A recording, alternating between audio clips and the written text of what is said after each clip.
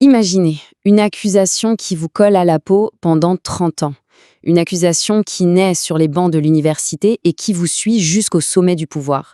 C'est cette histoire qu'on explore ensemble aujourd'hui.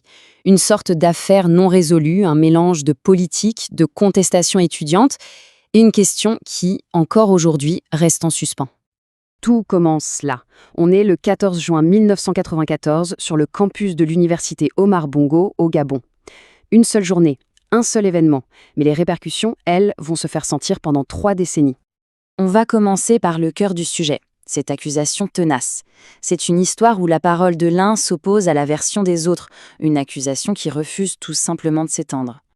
Et voici la défense de l'homme au centre de cette tempête, Alain-Claude Bilibainze. Face à cette accusation qui le poursuit depuis 30 ans, sa réponse, elle, n'a jamais varié, pas d'un iota. Je n'ai jamais porté main sur le recteur, jamais.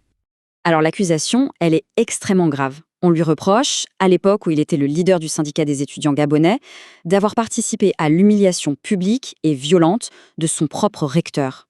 C'est une ombre qu'il a suivie toute sa carrière, de simple militant étudiant jusqu'à sa nomination comme Premier ministre.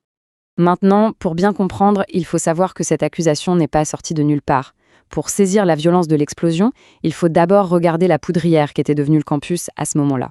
C'était vraiment la tempête parfaite.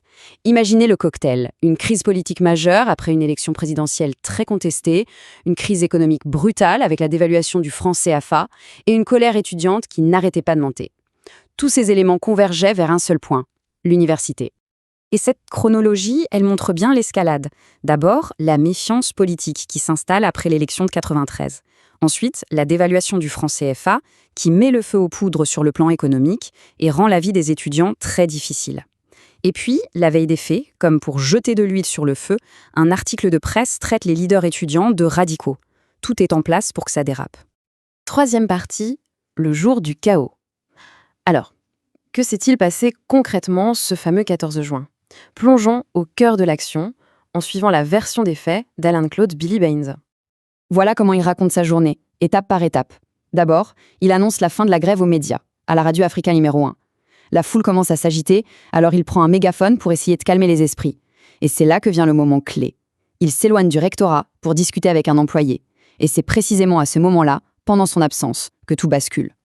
Quand il apprend ce qui se passe, son premier réflexe, c'est de courir, de remonter vers le rectorat pour voir. Mais sur le chemin, plusieurs camarades l'interceptent et le retiennent physiquement, en lui disant de ne pas y aller. Il assiste donc à la suite de la scène de loin, totalement impuissant. Quatrième partie, et là, ça devient encore plus complexe. Les questions troublantes. Parce que l'histoire, elle ne s'arrête pas là.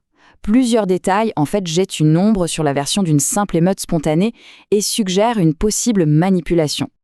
Ce qui est vraiment étrange, c'est que des témoins rapportent la présence de groupes de jeunes qui n'étaient pas des étudiants, des inconnus. Certains portaient des brassards rouges, d'autres avaient le visage masqué, avec leurs t-shirts. Qui étaient-ils ? Et surtout, la question la plus dérangeante, pourquoi les gendarmes, qui étaient juste à côté, ne sont-ils jamais intervenus ? Cette phrase de son directeur de mémoire de l'époque, le regretté Pierre Monsart, elle résume tout. Ce sentiment d'être soudain la cible de forces bien plus grandes que soi, de se retrouver complètement seul face à la machine de l'État. Cinquième partie, le prix de la contestation. Après le chaos, bien sûr, vient le temps des conséquences. Et pour les leaders étudiants, elles ont été immédiates et particulièrement brutales. Au départ, une liste est établie. 39. C'est le nombre d'étudiants, dont Bilibainze, qui sont désignés pour être exclus définitivement de toutes les universités du pays. Un chiffre énorme. Mais de ces 39 noms, on passe soudainement à seulement 3. Un écart saisissant. Alors comment on explique ça ? Eh bien, la réponse se trouve ici. D'un côté, il y avait ceux qui avaient des parents bien placés, des ministres, des députés, des hauts fonctionnaires. Leurs noms, comme par magie, disparaissent de la liste. Et de l'autre côté, il y a ceux qui n'ont pas ce réseau, pas cet appui.